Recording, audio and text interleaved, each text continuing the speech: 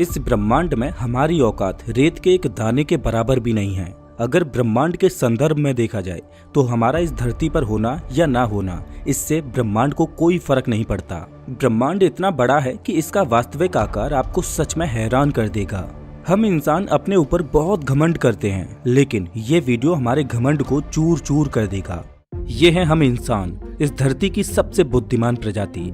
हमारी हाइट ज्यादा नहीं, 5 से 6 फीट तक एवरेज होती है, लेकिन हमारी बुद्धि का आकार इतना बड़ा है कि इस धरती पर हम अपनी बुद्धि के दम पर राज करते हैं। हम इंसानों ने एक से एक बड़ा स्ट्रक्चर बनाकर आसमान की गहराइयों को छुआ है। चाहे हम स्टैचू ऑफ लिबर्टी की बात करें, मिस्र के पिरामिड की, स्टैचू ऑफ यूनिटी की, या अभी तक की सबसे बड़ी बिल्डिंग बुर्ज खलीफा की बात करें, ये सब बड़े बड़े निर्माण हम इंसानों को गौरवान्वित महसूस कराते हैं। लेकिन कुदरत के सामने हमारी क्या औकात है, ये भी देख लो। ये है माउंट फ्यूजी, जो कि 3.7 किलोमीटर ऊंचा है। अब इसके सामने हम इंसानों द्वारा बनाए गए गगनचुंबी निर्माणों को देखिए। लेकिन ये माउंट फ्यूजी भी कुछ नहीं है माउंट एवरेस्ट के सामने। माउंट एवरेस्ट दुनिया की सबसे ऊंची चोटी है और समुद्र तल से इसकी ऊंचाई लगभग 9 किलोमीटर है। और ये है चिकसुलब एस्ट्रॉयड, जो कि 10 किलोमीटर बड़ा था। आपको बता दूं कि अभी से 6.5 करोड़ साल पहले माउंट एवरेस्ट से भी बड़ा ये एस्ट्रॉयड धरती से टकराया था, जिसने पृथ्वी पर एक महाप्रलय को जन्म दिया और डायनासोर की पूरी प्रजाति उसमें विलुप्त हो गई। और ये है सीरिस, हमारे सोलर सिस्टम का सबसे छोटा ड्वार्फ प्लैनेट यानी बौना ग्रह, जिसका डायामीटर 946 किलोमीटर है। आपको बता दूं कि नासा ने इस पर अपना एक मिशन भेजा था जिसका नाम था डॉन मिशन। उस स्पेसक्राफ्ट ने साल 2015 से 2018 तक इसकी परिक्रमा की और इसकी पढ़ाई की, और उस रिसर्च में पता चला कि इस पर पानी का बहुत बड़ा भंडार है जो कि बर्फ के रूप में मौजूद है। अब आप सोच रहे होंगे कि उससे हमें क्या, लेकिन आपको बता दूं कि वैज्ञानिकों के लिए धरती के अलावा किसी भी अन्य ग्रह पर पानी का मिलना बहुत कीमती है, क्योंकि जहां पर पानी वहां पर एलियन लाइफ। अब इस बौने ग्रह पर मौजूद पानी के अंदर जीवन पनप रहा है या नहीं, ये तो भविष्य में ही पता चलेगा। ये है हमारे सोलर सिस्टम का सबसे बड़ा बौना ग्रह प्लूटो, जिसका डायामीटर 2400 किलोमीटर है। साल 2006 से पहले प्लूटो सौरमंडल के 9वें प्लैनेट के रूप में गिना जाता था, लेकिन साल 2006 में इससे ग्रह होने का दर्जा छीन लिया गया और इसे ड्वार्फ प्लैनेट की कैटेगरी में डाल दिया गया। प्लूटो नेपच्यून के बाद इस कुइपर बेल्ट का एक सदस्य है। प्लूटो से अगर हम अपने सूर्य को देखें तो ये कुछ इस तरह का दिखाई देगा, लेकिन बिना टेलीस्कोप के यहाँ से धरती को देख पाना असंभव है।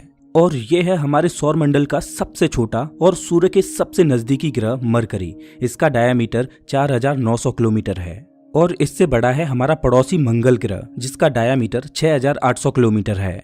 और ये है हमारा दूसरा पड़ोसी ग्रह वीनस, जिसका डायामीटर 12000 किलोमीटर है। रात के आसमान में वीनस ही वो ग्रह है जो हमारी धरती से सबसे ज्यादा चमकीला दिखाई देता है। और वीनस से थोड़ी सी बड़ी है हमारी पृथ्वी, जो कि हमारा घर है, और इसका डायामीटर 13000 किलोमीटर है।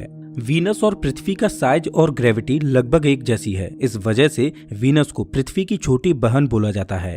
पृथ्वी की तुलना अगर हम सौरमंडल के बाकी के अन्य ग्रहों से करें तो उनके सामने हमारी पृथ्वी कुछ इस तरह की दिखेगी। ये है हमारे सौरमंडल का सबसे बड़ा ग्रह जुपिटर, जिसका डायामीटर 1,40,000 किलोमीटर है। ये इतना बड़ा ग्रह है कि इसके अंदर 1321 पृथ्वियां समा सकती हैं। अब जरा कल्पना करके देखिए कि जुपिटर के सामने हमारी क्या औकात है। अगर जुपिटर का आकार आपको हैरान नहीं करता तो मिलिए हमारे सौरमंडल के सबसे बड़े सदस्य से। ये है हमारा सूर्य, जिसका डायामीटर 14 लाख किलोमीटर है। और विशालकाय जुपिटर भी सूर्य के सामने एक चींटी के समान है। आप इसमें देख पा रहे होंगे कि सूर्य के सामने हमारी पृथ्वी का तो कोई अता पता ही नहीं है। हमारी औकात सूर्य के सामने कितनी है, अब जरा इसे देखिए। हम जब पृथ्वी पर खड़े होकर होराइजन को देखते हैं तो हमें ऐसा लगता है कि पृथ्वी बहुत बड़ी है और ये फ्लैट है। हमें ऐसा इसलिए लगता है क्योंकि पृथ्वी इतनी बड़ी है कि हमें इसका कर्वेचर दिखाई ही नहीं देता। लेकिन मानकर चलो कि आप एक स्पेसशिप में बैठकर पृथ्वी से ऊपर उड़ान भरते हो, तो पृथ्वी की सतह से 400 किलोमीटर ऊपर पहुंचने पर हम इंटरनेशनल स्पेस स्टेशन पर पहुंच जाएंगे। आपको बता दूं कि ये स्पेस स्टेशन दुनिया का सबसे महंगा और स्पेस में इंसानों द्वारा बनाया गया सबसे बड़ा ऑब्जेक्ट है। ये लगभग 27,500 किलोमीटर प्रति घंटे की रफ्तार से पृथ्वी की परिक्रमा कर रहा है। ये रफ्तार इतनी ज्यादा है कि ये 24 घंटों में पृथ्वी के 16 चक्कर लगा देता है। अगर आप इस स्पेस स्टेशन से पृथ्वी को देखो तो आप पृथ्वी के कर्वेचर को यहाँ से देख पाओगे कि कैसे पृथ्वी गोल है और यहाँ से ये कैसी दिखाई देती है। लेकिन यहाँ से भी देखने पर पृथ्वी बहुत बड़ी दिखाई देती है। लेकिन जैसे जैसे हम पृथ्वी से और ज्यादा दूर जाते जाएंगे वैसे वैसे हमें महसूस होता जाएगा कि वास्तव में हमारे सोलर सिस्टम में पृथ्वी का क्या अस्तित्व है। अगर हम पृथ्वी से लगभग 4 लाख किलोमीटर दूर पहुंच जाएं, यानी चंद्रमा पर, तो वहां से हमारी पृथ्वी कुछ इस तरह की दिखाई देती है। पृथ्वी का ये नजारा देखकर ऐसा लगता है कि किसी ने अंतरिक्ष में ब्लू मार्बल रख दी हो। वहीं अगर हम पृथ्वी को मंगल ग्रह से देखें तो ये कुछ इस तरह की दिखाई देगी। अब आप अंदाजा लगाइए कि अभी तो हम सिर्फ अपने पड़ोसी ग्रह पर ही पहुंचे हैं और वहां से हमारी पृथ्वी सिर्फ एक डॉट के समान दिखाई दे रही है। अगर हम शनि ग्रह से पृथ्वी को देखें तो ये कुछ इस तरह की दिखाई देगी, एक छोटी सी डॉट जो आंखों से ओझल हो रही है। ध्यान दें कि अभी तो हमारा सोलर सिस्टम खत्म भी नहीं हुआ और हमारी पृथ्वी अभी से हमारी आंखों से ओझल होने लगी। अगर हम अपने स्पेसशिप को इतना ऊपर ले जाएं जहां से हम अपने सोलर सिस्टम को एक ही बार में देख पाएं, तो वो नजारा हमें कुछ इस तरह का दिखाई देगा। अब आप सोचकर देखिए कि हमारा सूर्य जो कि इतना विशाल है वो भी संपूर्ण सोलर सिस्टम के सामने बौना नजर आ रहा है। हमारा सोलर सिस्टम कितना बड़ा है आप इस चीज का अंदाजा इस बात से लगाइए कि अगर हम सूर्य से लेकर नेपच्यून तक एक सीधी लाइन बनाएं तो इस लाइन में हमारे सूर्य जितने 3000 से भी ज्यादा सूर्य समा जाएंगे। तो आप इससे अंदाजा लगा सकते हो कि हमारे सोलर सिस्टम के सामने सूर्य की क्या औकात है। लेकिन ये भी सच है कि सूर्य की ग्रेविटी इतनी तीव्र है कि वो इतनी दूर तक सभी प्लैनेट्स और एस्ट्रॉइड्स को अपनी ग्रेविटी में फंसाए हुए है। वो सूर्य जो खुद में इतना विशाल है कि इसमें हमारी पृथ्वी जैसी 13 लाख पृथ्वियां समा जाएंगी। अगर आपको सूर्य का आकार बहुत बड़ा लगता है तो इससे मिलिए, यह है सीरियस ए स्टार जिसका डायामीटर 25 लाख किलोमीटर है, जो हमसे 8.6 प्रकाश वर्ष दूर है। इससे भी बड़ा है वेगा स्टार जिसका डायामीटर 38 लाख किलोमीटर है। अब जरा सोचकर देखिए कि इस वेगा स्टार के सामने हमारा सूर्य कितना बौना है।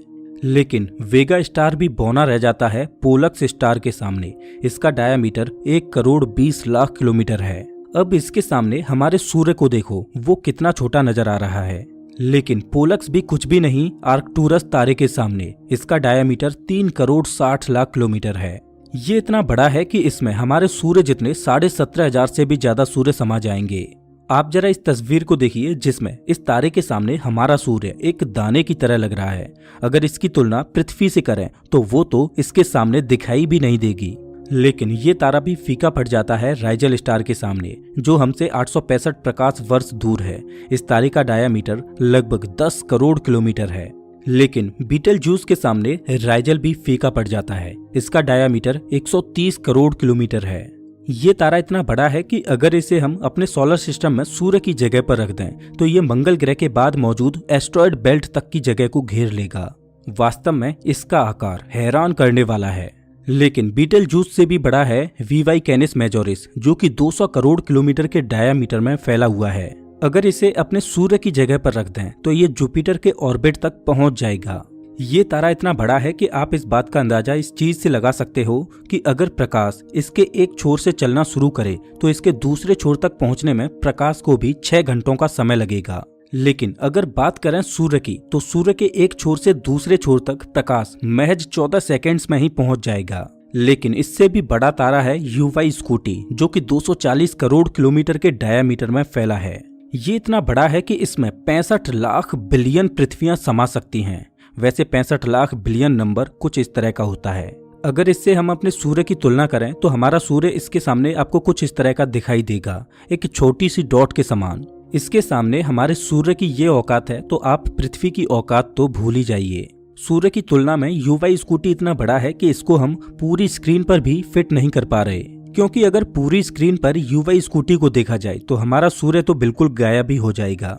अब इसमें सूर्य ही नहीं दिखाई दे रहा तो पृथ्वी को कैसे ढूंढें, और इसके सामने पृथ्वी पर मौजूद आप और मैं, हमारी क्या औकात। लेकिन यूवाई स्कूटी भी बौना रह जाता है स्टीफनसन 218 के सामने, और ये ब्रह्मांड का अभी तक का ज्ञात सबसे बड़ा तारा है, जो कि 300 करोड़ किलोमीटर के डायामीटर में फैला हुआ है। ये इतना बड़ा है कि इसके एक छोर से दूसरे छोर तक प्रकाश को पहुंचने में 9 घंटों का समय लगेगा। अगर ये हमारे सौर मंडल में सूर्य की जगह पर होता तो ये सैटर्न के ऑर्बिट को भी पार कर जाता। इस तारे का आकार वास्तव में विचलित कर देने वाला है और इसके सामने हमारे सूर्य की क्या औकात है इसका अंदाजा आप खुद ही लगा सकते हो। लेकिन ये तारा भी ब्रह्मांड के सामने एक रेत के कण से भी छोटा है। अभी तक हमने जो देखा वो तो महज एक ट्रेलर था, असली पिक्चर तो अब शुरू होगी। अगर ब्रह्मांड की अन्य बड़ी संरचनाओं की बात करें तो वो इतनी बड़ी हैं कि उनकी लंबाई चौड़ाई को हम किलोमीटर में तो माप ही नहीं सकते। उनको मापने के लिए हमें कॉस्मिक स्केल का उपयोग करना पड़ेगा। कॉस्मिक स्केल पर हम चीजों को प्रकाश वर्ष में मापते हैं। ये है हेलिक्स नेबुला, जो कि 5 प्रकाश वर्ष में फैला हुआ है। आपको बता दूं कि एक नेबुला तारों का घर होता है, मतलब नेबुला के अंदर नए तारों का जन्म होता है। आमतौर पर नेबुला धूल, हाइड्रोजन, हीलियम और अन्य आयोनाइज्ड गैसों के बादलों से बना होता है। ये हेलिक्स नेबुला इतना बड़ा है कि प्रकाश को इसके एक छोर से दूसरे छोर तक पहुंचने में 5 सालों का वक्त लगेगा। ये नेबुला देखने में एक आंख की तरह दिखाई देता है, इस वजह से इसे आई ऑफ गॉड भी बोला जाता है। और ये है ओराइन नेबुला, जो 24 प्रकाश वर्ष में फैला है। और ये है ओमेगा सेंटोरी ग्लोबुलर क्लस्टर, जो कि 150 प्रकाश वर्ष में फैला हुआ है। इस एक क्लस्टर के अंदर अरबों विशालकाय तारे भरे हुए हैं और हमारी मिल्की वे गैलेक्सी ऐसे करोड़ों क्लस्टर्स से भरी हुई है। अब आप इस चीज का अंदाजा लगाइए कि जिस गैलेक्सी में इतने विशालकाय करोड़ों ग्लोबुलर क्लस्टर्स भरे पड़े हैं, वो गैलेक्सी खुद में कितनी बड़ी होगी। ये है हमारी मिल्की वे गैलेक्सी, जिसे मंदाकिनी आकाश गंगा भी बोला जाता है। ये आकाश गंगा 1 लाख प्रकाश वर्ष में फैली हुई है, मतलब प्रकाश को इसके एक छोर से दूसरे छोर तक पहुंचने में 1 लाख सालों का वक्त लगेगा। ये आकाश गंगा अरबों विशालकाय तारों से भरी पड़ी है। इसके आकार का अंदाजा आप इस बात से लगाइए कि हमारी मिल्की वे गैलेक्सी में हम यहाँ पर रहते हैं और रात के आसमान में हम जितने भी तारों को देख पाते हैं वो सब इस छोटे से पैच के तारे हैं। आप यहाँ पर जो छोटी सी येलो डॉट देख पा रहे होंगे, हमारी आंखें सिर्फ इतने ही एरिया के तारों को रात के आसमान में देख पाती हैं। अब आप अंदाजा लगाइए कि कितनी विशालकाय है हमारी मिल्की वे गैलेक्सी। अब इतनी विशालकाय गैलेक्सी में से हमारा सूर्य या हमारी पृथ्वी खत्म हो जाए तो क्या इससे मिल्की वे गैलेक्सी को कोई फर्क पड़ेगा? नहीं ना। लेकिन ये तो ब्रह्मांड की बस एक छोटी सी शुरुआत है। ये मिल्की वे गैलेक्सी भी ब्रह्मांड की विशालता के सामने रेत के एक कण से भी छोटी है। अगर हम अपनी सबसे नजदीकी और पड़ोसी आकाश गंगा की बात करें तो ये मिल्की वे से 2 गुना बड़ी है। इस गैलेक्सी का नाम एंड्रोमेडा है। आपको बता दूं कि ये एंड्रोमेडा गैलेक्सी हमारी ओर बहुत तेज रफ्तार से चली आ रही है। वैज्ञानिक अनुमान लगाते हैं कि अभी से 4 अरब साल बाद ये गैलेक्सी हमारी मिल्की वे गैलेक्सी से टकरा जाएगी। ये है IC1101 गैलेक्सी। ये इतनी बड़ी है कि प्रकाश को इसके एक छोर से दूसरे छोर तक पहुंचने में 40 लाख सालों का वक्त लगेगा। ये आकार में इतनी बड़ी है कि इसके अंदर हमारी मिल्की वे गैलेक्सी जैसी 30,000 आकाश गंगाएं समा जाएंगी। अब अगर आपको ये आकार वास्तव में बड़ा लग रहा है तो जरा ठहरिए, इससे मिलिए। ये है एल्क्योनियस गैलेक्सी, जो कि 1,60,00,000 प्रकाश वर्ष में फैली हुई है और इसके अंदर हमारी मिल्की वे जैसी 40 लाख आकाश गंगाएं समा जाएंगी। लेकिन क्या ब्रह्मांड की सबसे बड़ी संरचना का यहीं पर अंत है? नहीं, ब्रह्मांड में गैलेक्सियां झुंड में मौजूद हैं और ये है हमारी गैलेक्सियों का झुंड, जिसमें हमारी मिल्की वे और अन्य पड़ोसी गैलेक्सीज मौजूद हैं। और गैलेक्सीज के इस छोटे से झुंड को लोकल ग्रुप बोला जाता है और गैलेक्सीज के ऐसे लाखों करोड़ों लोकल ग्रुप मिलाकर आकाश गंगाओं का एक सुपर क्लस्टर बनाते हैं और ये है वर्गो सुपर क्लस्टर और ये है लेनियाकेया सुपर क्लस्टर। इसमें वर्गो सुपर क्लस्टर जैसे अनगिनत सुपर क्लस्टर्स मौजूद हैं। और ये है ऑब्जर्वेबल यूनिवर्स, जिसमें लेनियाकेया जैसा विशालकाय सुपर क्लस्टर भी एक डॉट के समान दिखाई दे रहा है। और इस ऑब्जर्वेबल यूनिवर्स के अंदर लेनियाकेया जैसे असंख्य सुपर क्लस्टर्स भरे पड़े हैं। अब जरा सोचकर देखिए कि इस ऑब्जर्वेबल यूनिवर्स में से लेनियाकेया सुपर क्लस्टर, जिसमें अरबों खरबों गैलेक्सीज मौजूद हैं, वो इसमें से खत्म हो जाए तो इससे ब्रह्मांड को कोई फर्क पड़ेगा? नहीं ना। ये ऑब्जर्वेबल यूनिवर्स 93 अरब प्रकाश वर्ष में फैला हुआ है। अब ये 93 अरब सालों का वक्त कितना होता है तो उसकी तुलना आप इससे कीजिए कि हमारी पृथ्वी को बने हुए अभी महज 4.5 अरब सालों का ही वक्त हुआ है और खुद ब्रह्मांड को बने हुए ही महज करीब 14 अरब सालों का वक्त हुआ है। सच में ब्रह्मांड की विशालता दिमाग को चकरा देती है और हमारे घमंड को चूर चूर कर देती है। इस ब्रह्मांड की विशालता के सामने अभी तक की ज्ञात सबसे बड़ी एल्क्योनियस गैलेक्सी भी कोई हैसियत नहीं रखती। तो हमारे सूर्य और पृथ्वी की तो आप बात ही छोड़ दो। पृथ्वी पर इतने तो रेत के दाने भी नहीं हैं, इससे ज्यादा तो ब्रह्मांड में आकाश गंगाएं भरी पड़ी हैं। अब हम कहते हैं कि इस ब्रह्मांड की हम सबसे खास सभ्यता हैं। तो मुझे आप एक बात बताइए कि इतने बड़े ब्रह्मांड में, जिसमें असंख्य आकाश गंगाएं भरी पड़ी हैं, जिनमें असंख्य तारे हैं, क्या उनमें से किसी तारे के चारों ओर कोई ऐसा ग्रह चक्कर नहीं काट रहा होगा जिस पर हमसे भी खास सभ्यता रह रही हो? आप सोचकर देखिए कि ब्रह्मांड की विशालता के सामने हमारा क्या अस्तित्व है। लेकिन भले ही ब्रह्मांड के सापेक्ष में हमारा अस्तित्व ना के बराबर हो, लेकिन अभी तक पृथ्वी ही एकमात्र ऐसा ज्ञात ग्रह है जिसने अपने ऊपर जीवन को सजाया है, और यही बात हमें और पृथ्वी को सबसे खास बनाती है। धरती पर कभी जीवन सिंगल सेल के रूप में पैदा हुआ था, लेकिन एवोल्यूशन के चलते आज जीवन जटिल रूप ले चुका है। क्या आपने कभी सोचा है कि अरबों साल पहले धरती पर जीवन कैसा था? कैसे इंसान धरती पर आए? करोड़ों साल पहले धरती पर आदि मानवों का जीवन कैसा था? वो कौन सी परिस्थितियां थीं जिन्होंने इंसानों को इस धरती की सबसे विकसित और बुद्धिमान सभ्यता बनाया? इन सभी सवालों के जवाब आपको स्क्रीन पर दिख रही इस वीडियो में मिलेंगे, तो इस रोमांचक वीडियो को जरूर देखें। मैं आपको वहीं मिलता हूँ।